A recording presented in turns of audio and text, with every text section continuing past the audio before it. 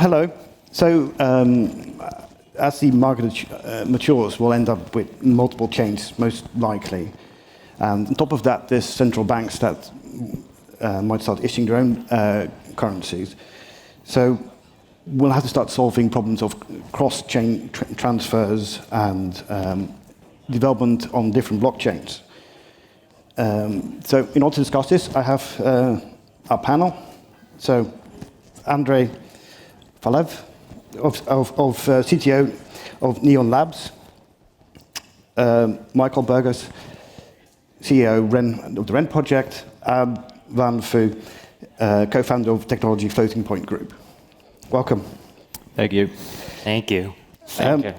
So all of us have worked on various aspects of cross-chain, multi-chain technology. So I think it would be most interesting if we start off by each of us introducing ourselves, what we've worked on, what problems we have solved, and what challenges we have faced. And then after that, we'll do some questions. Andrei, you start? Okay. I'm CTO in the Neon Labs, and our team have developed an Ethereum virtual machine for Solana. It's a not classical virtual machine. It has a different design. Our EVM is executed by the Solana virtual machine, and we can upgrade it in any time. To do it, our governance should sign the transaction for upgrading, and that's all. After that, any user transaction which can be formatted using an Ethereum toolkit can be sent to the Solana cluster, and the Solana cluster will execute user transaction in parallel, Ethereum-like transaction, and stores data in the Solana state. So any application from the Ethereum ecosystem can be executed on the Solana. Yesterday and today, we show in workshop how it works. If you want, you can come on the second floor, and I will show you in live how I download OpenZeppelin contracts, compile it in Ethereum toolkit, and upload to Solana cluster, and call its methods. Okay. Wonderful, thank you. Yeah, so Michael Burgess, CEO of REN. We're an interoperability protocol or a bridging protocol, and we support a variety of layer ones, but Solana as well. And to date, we've brought around $600 million worth of assets to Solana, with a total of 250, 300 million TVL at this stage. Majority of that's in Bitcoin, but we also support a variety of other legacy assets, Filecoin, Zcash, so on. Yeah, so it's been quite successful. The Solana team's been great to us. Yeah, and I think a few things that makes RenVM relatively unique is two things. First of all, this minting and burning of assets is fluid or permissionless. So essentially, the user sends in real Bitcoin to a Bitcoin address. It's then custodialed by RenVM or network, and then a one-for-one SPL token is minted on the Solana blockchain as RenBTC, and then they can go and take that and do what they wish with it. A majority of our success at this point has been through the Saber pools, these one-to-one AMMs. They've allowed us to bootstrap a fair amount of liquidity, and that's where we've seen a majority of our success at this stage. The second point is it's composable, and so what that means is RenVM is a network. It's a decentralized custodian, so you can embed arbitrary contract data within a smart contract call. So an example is a user wants to send Bitcoin, real Bitcoin, to Solana, but then deposit it to a Saber pool, for example. So they can do that all on one on-chain transaction. So RenVM will take the Bitcoin, custodiate, mint that one-for-one SPL token, and then automatically deposit that into a Saber pool. So the user really just has to send in real Bitcoin, and that's it, and then it's deposited. So Rohit, actually, one of our developers, will be speaking on this after the panel. So if you want to learn more about it and how it all works, yeah, definitely join that. Yeah, so that's what makes RenVM unique. And I think one thing to note that we're working on, it'll come out in the next couple of weeks, maybe a month, is something called host-to-host. And that will allow us to take any generic ERC20 token and mint it on Solana. So we'll be focused on stablecoins at first, of course, so that's where the highest liquidity is. But yeah, I think that'll bring a variety of more assets and more liquidity to the Solana ecosystem and allow, again, this fluid minting and burning that I mentioned. Yeah, so we're super excited, and the Solana team's been great. So thank you. Good morning, y'all. My name is Van, and I'm pretty stoked to be on this panel right now because normally I'm the most technical guy on the panel, but not in this case. Definitely not in this case. So I work on a company called Floating Point Group, and what we do is we help traditional financial institutions trade, settle, and custody their crypto. What this looks like is we set up MPC wallets so that customers can give us their assets and trust that we can work with their assets in a safe and secure way. And then afterwards, we get them the best price, as well as move their wallets to any DeFi protocols or any cold storage that they would need. And a lot of the DeFi work that we do, I won't regurgitate what Michael has already said, but we basically do what Michael says with serverless functions, and it's a lot of headaches not being able to solve that problem on the blockchain level. Instead, we have to have like a lot of wait functions, a lot of asynchronous functions just to wait on Ethereum, wait on the slower chains to maximize yield farming for our customers. In terms of the next steps for us, we're going to grow our team. And so, yeah, if you guys are ever interested in working with the smartest guys on the block, aside from these guys, talk to us. Thank you. I work on Solana. It's a Solidity compiler, which can compile Solidity into native Solana, but also native Polkadot and native Ethereum EWASM. So I'm kind of used to working with different communities. And it's a good thing because the different communities all want a new compiler. So different groups can work together, and even though everyone's working on their own chain, there doesn't seem to be any problems cooperating. It seems to be quite. Everyone seems very cooperative.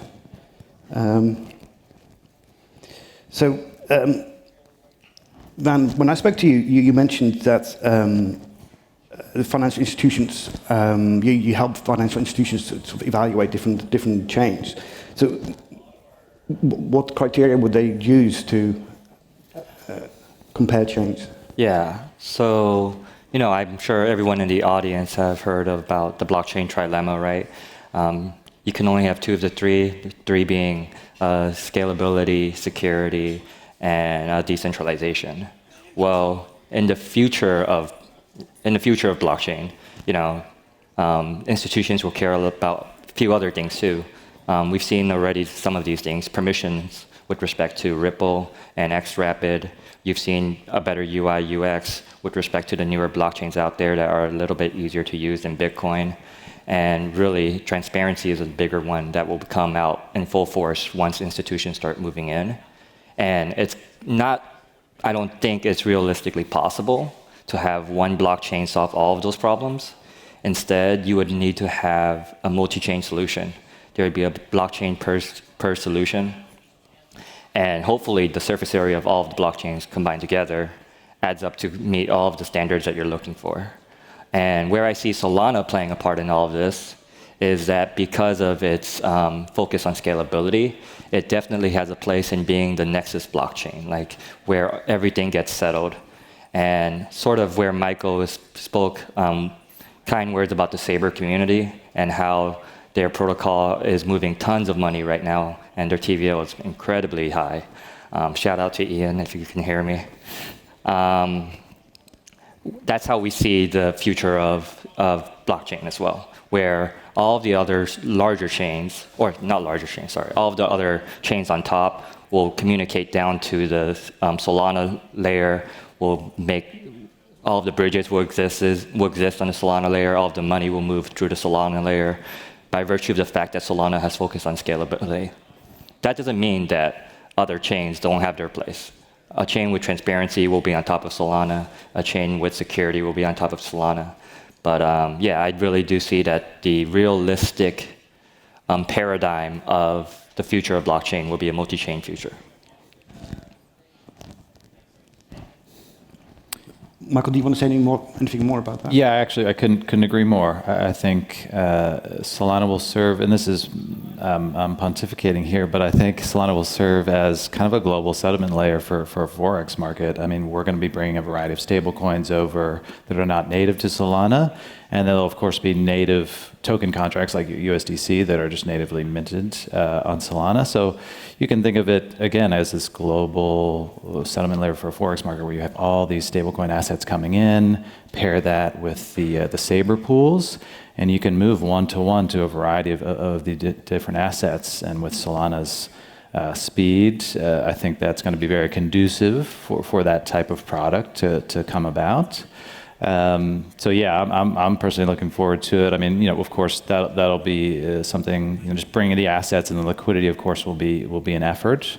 But then creating again a nice UX on top of that, where an individual can just come in with DAI or whatever the stablecoin they have, and immediately switch it out for whatever they want, and either keep it on Solana or burn it or back to another chain of their preference after they've actually done the settlement. So yeah, couldn't agree more.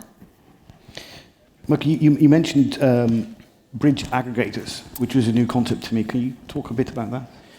Yeah, no, I mean, I'm just kind of assuming they'll pop up, and I know there's a few teams working on them, but you know, just as we have DEX aggregators on Ethereum, you know, a user doesn't want to go to Uniswap, SushiSwap, Curve, a variety of these standalone liquidity pools. They want to go to a nice, clean UI, and like, I want, you know, Ethereum for DAI. And then the bridge aggregator the DEX aggregator tells them the best price, the lowest fees. So just apply that concept to a bridge aggregator as well. You know, you'll set your parameters, whatever that might be, and they'll pick and choose the best bridge for what you're looking to accomplish. And I assume it will come true. We'll see. But I think that kind of falls under the umbrella of improving UX just generally for the user. They don't want to, you know, sign transactions. They just want to show up with their asset and get whatever they're looking for, or you know, bridge it accordingly. So yeah, I think it'll be a concept or a theme in the coming months. Okay, slightly switching, and yeah, how so the development experience of writing contracts is work on multiple chains hasn't been great so far. Why is that? At the current time, the community from Ethereum has a very big knowledge base. If you try to find some information about how you should develop the smart contracts, most answers which you will find will be about the Solidity language, sometimes about the Viper, but the most recommendation about the Solidity. The community is very big, and the situation is progress, and after some times there are a lot of blockchains which support CVM, and the VM became the standard in the blockchain industry. If you want to develop an application, the first which you will find it's some libraries, some recommendations, and ready applications for Ethereum and Ethereum-like blockchains. This standard allows to integrate different blockchains together in easy way. And what I think about it is that if we will bring the Ethereum virtual machine to the Solana, it allows to integrate the knowledge base of the blockchain industry to the Solana. It became too easy to grow the community on the blockchain. It brings a lot of developers, a lot of DeFis, and other blockchain application which already exist on the market. So what I think about it is that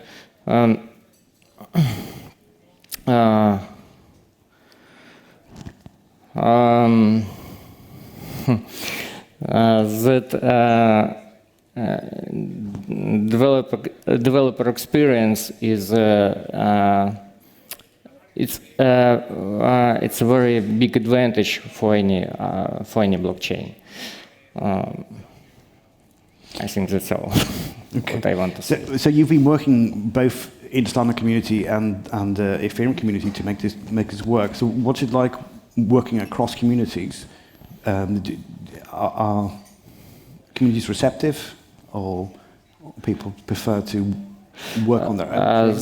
There are two tasks which we should resolve. The first task, which that we should allow the applications to run on the Ethereum, or the Ethereum applications to run on the Solana, but it's only further step. The second step, which want both communities, the Ethereum and the Solana community, it's integration between them.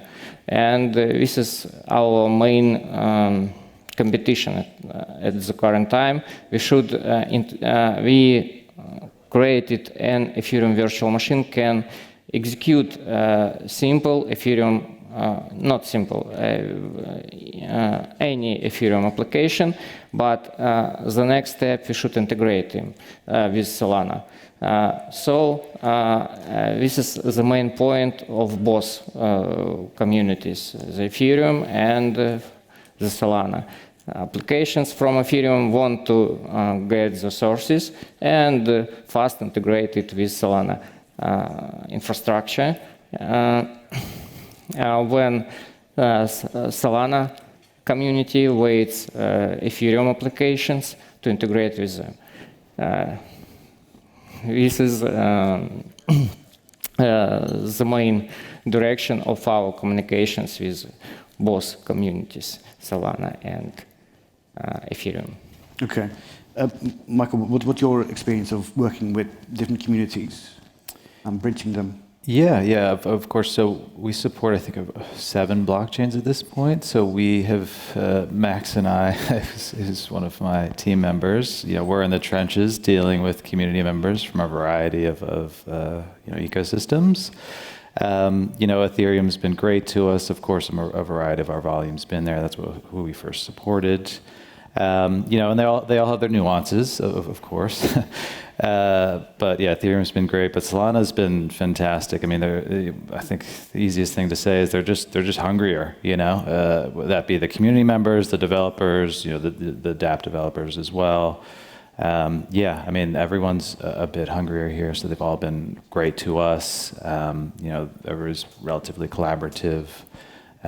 So yeah, it's been a pleasant experience with the Solana community specifically.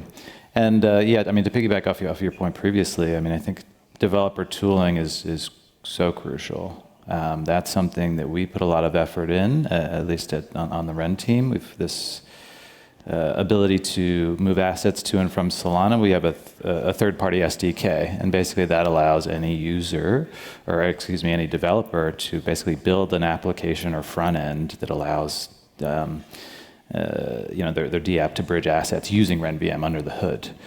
So we've put a decent amount of focus on that as a result, and it's paid off. So I think just to support your point, developer infrastructure is crucial.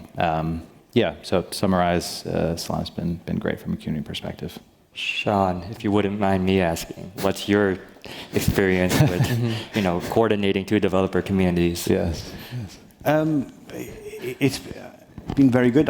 You notice that communities tend to very much work in their sort of world.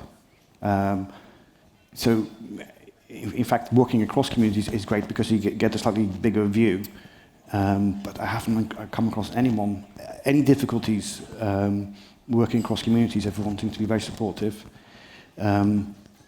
Writing a compiler, as I'm doing, is quite a large task. So I think there's a realization across communities that working together to make this possible is a great way of doing this. So that together we can build something which individually would be a lot more difficult. And yeah, it's been a really great experience. I come from a closed source background. My compiler work has been mostly closed source before this, and working both open source and across communities has been an eye-opener. It's been absolutely fantastic. You get to work with the sort of great minds and on very interesting technology. So I really I couldn't be happier, to be honest. Mm-hmm. Yeah, and just to point on the community aspect, I mean, blockchains just, as long as there's one node that has the records, they are pretty much permanent. But what actually would kill a blockchain is the lack of community. And it's great that Solana has such a strong community. And it's great that Solana is also infecting effectively other communities with it. Infecting meaning that the other communities have to compete with Solana. There are, Cosmos. There are people in Cosmos right now that were from Solana and made money off of Solana testnet. There are people like Sean. Sorry, I was going to call you Steven. There are people like Sean who moved from Polkadot and to Solana and brought his energy from Polkadot into Solana. It's made Solana a little bit faster than it needed to really be. It's already too fast enough. But yeah, I think community is the end-all be-all of what makes blockchain great.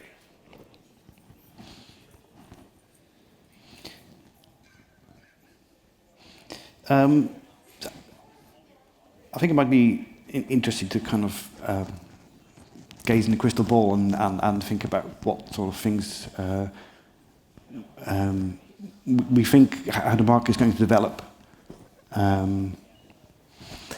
So how you hope or envision that this space developing, because this is a very important part of the whole blockchain story. So I would like to get Andre, what do you think?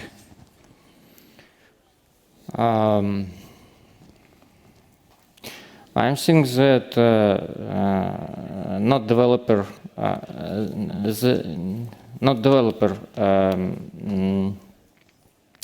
decide which application he want to bring to the market. The market told him which applications are now required by the market. And this is an intuition when some developer find a level which not used by other applications and which required by the market. And if he found it, the market will welcome such application. You cannot sell to market any application or any language which are not needed by the market. Maybe you can explain any other aspects of this question. What do you think? Are you referring to Michael or referring to me? Any of you? Yeah, no, I'm happy to speak on what I would like to see. I've been pushing this narrative for a while. I mean, just a general kind of overview of where you think the market and the Solana ecosystem is going. Is that the general? Yeah, well, it is sort of in a cross multi-chain kind of. Yeah, so I would pretty much piggyback off the point I had mentioned previously, and again, is that narrative I've been pushing really since Curve came out, 2020, 2019. It was very clear to me that one of these blockchains will be a global settlement layer for a variety of assets, whether that just be cryptocurrencies, real estate, whatever, doesn't matter.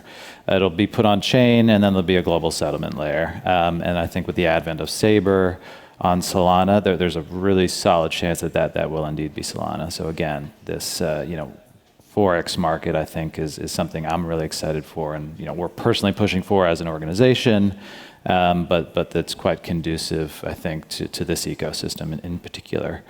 So that's important, of course, but then there's a huge cross-chain component to all this. We've got native assets that are minted on Solana, like USDC. We've got a bunch of native Ethereum-based stablecoins, whether that be algorithmic or some other variant. So they'll need to be a part of this, and then eventually we'll get to CBDCs, that are backed by nation states. They'll likely be on their own blockchain, but they might be, native to Ethereum or Solana, who knows.